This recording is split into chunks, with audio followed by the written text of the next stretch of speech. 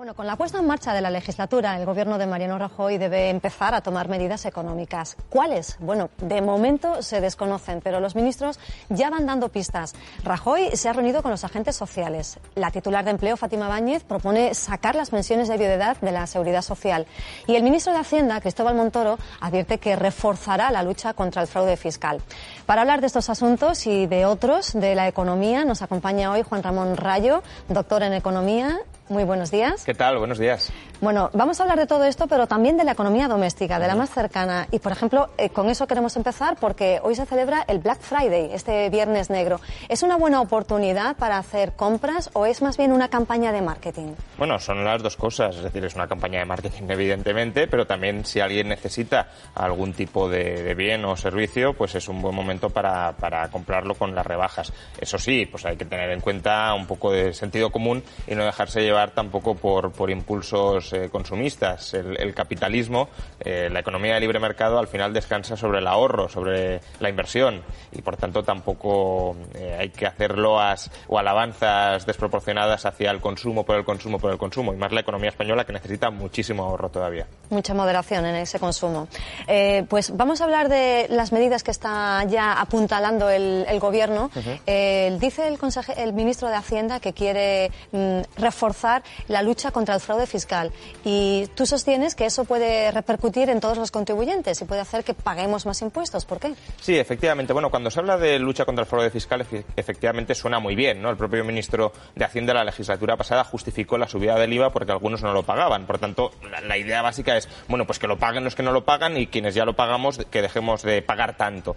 El problema de la lucha contra el fraude fiscal, primero, para aumentar esa lucha hace falta que todos los contribuyentes incrementen la información que proporcionan a Hacienda. Por tanto, ya de entrada es muy probable, aún no conocemos las medidas específicas, pero es muy probable que se incrementen las obligaciones formales de todos los contribuyentes. Y esas obligaciones formales cuestan tiempo y recursos. Y eso es como una subida de impuestos encubierta. Te complican la vida a la hora de gestionar los impuestos. Y luego, el problema es que la legislación tributaria no es absolutamente blanca o absolutamente negra. Hay cuestiones en la legislación tributaria que son grises. Y el problema de los grises es que la agencia tributaria puede interpretarlos de la manera más restrictiva posible para acusarte de fraude y para sancionarte por el fraude. Y eso, desde luego, es muy peligroso porque puede haber gente que esté rellenando sus impuestos de manera absolutamente honesta y absolutamente legal, pero como existe ese margen para la interpretación, se fuerce una interpretación, ya digo, muy restrictiva para, a través de los hechos consolidados, subir impuestos sin modificar el texto legal. Aquí no está lo de la presunción de la inocencia. Al contrario, aquí existe presunción de culpabilidad para que todos paguemos mucho más. Según el inspector de Hacienda que nos toque, ¿no? Sí, bueno, efectivamente, al final también depende de la bondad o maldad de cada inspector de Hacienda. Pero, desde luego, el contribuyente se encuentra en general ante una absoluta desprotección frente a la agencia tributaria. ¿Por qué? Porque en la mayoría de los casos el contribuyente ni siquiera quiere asumir el coste de litigar contra la agencia. Por tanto, las resoluciones que se emiten desde ella, pues a lo mejor son de dudosa, en algunos casos podrían llegar a ser de dudosa legalidad, pero como el contribuyente prefiere no seguir el proceso judicial para recurrirlas, pues se acaban pagando, aunque a lo mejor tiene razón. En la economía siempre se dice que el empleo es el motor, que es lo que mueve toda la economía, el consumo, también se recaudan más impuestos, con lo cual las administraciones tienen más dinero. ¿Cómo valoras la reunión de ayer del presidente del Gobierno con los agentes sociales? Porque de momento el Ejecutivo dice que no quiere tocar la reforma laboral y los sindicatos sí la piden. ¿Tú qué valoración haces de eso? Bueno, yo creo que hay que ir con mucho cuidado sobre qué se toca del mercado laboral, ¿no? Se ha extendido el mito de que todos los males del mercado laboral español proceden de la reforma laboral del año 2012. No es así. Es decir, simplemente hay que echar la vista atrás antes del 2012 para comprobar cuál era la situación del mercado laboral español.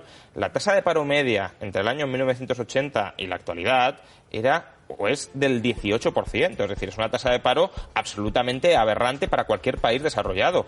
Antes de la reforma laboral superamos en 3 ocasiones, sin contar esta crisis, en 3 ocasiones una tasa de paro del 20% desde los años 80. La temporalidad en el año 2005, en plena burbuja inmobiliaria, en plena bonanza, era del 35%, hoy del 25%, por tanto era todavía mayor. Entonces, pretender que los problemas empiezan con la reforma laboral es falaz. Los problemas del mercado laboral español son estructurales y se deben a una legislación laboral aberrante que, por desgracia, ni este gobierno ni los sindicatos quieren cambiar. Necesitamos mucha más libertad en el ámbito laboral, muchos menos obstáculos a la inversión empresarial, a la contratación empresarial. Y eso, insisto, no lo quiere cambiar casi nadie porque todos viven de que el mercado laboral funcione mal. ¿Y qué evolución ves para el mercado laboral? De momento los datos están siendo positivos. ¿Tú crees que se mantendrá esa tendencia? La economía española, cuando crece, y desde luego hemos estado creciendo durante los últimos 2 años a un ritmo muy intenso, crea mucho empleo. El problema es que cuando decrece destruye muchísimo empleo. No hay un término medio, no hay una estabilidad entre esos dos puntos. Y el problema que estamos viendo es que la economía española podría estar ralentizándose.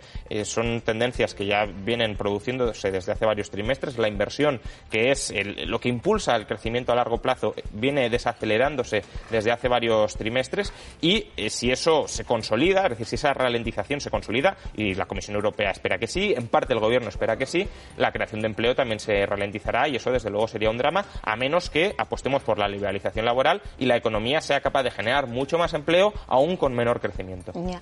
Los sindicatos, otra de las reivindicaciones que han hecho ha sido que se suba el salario mínimo interprofesional a 800 euros al mes. De momento está en 655.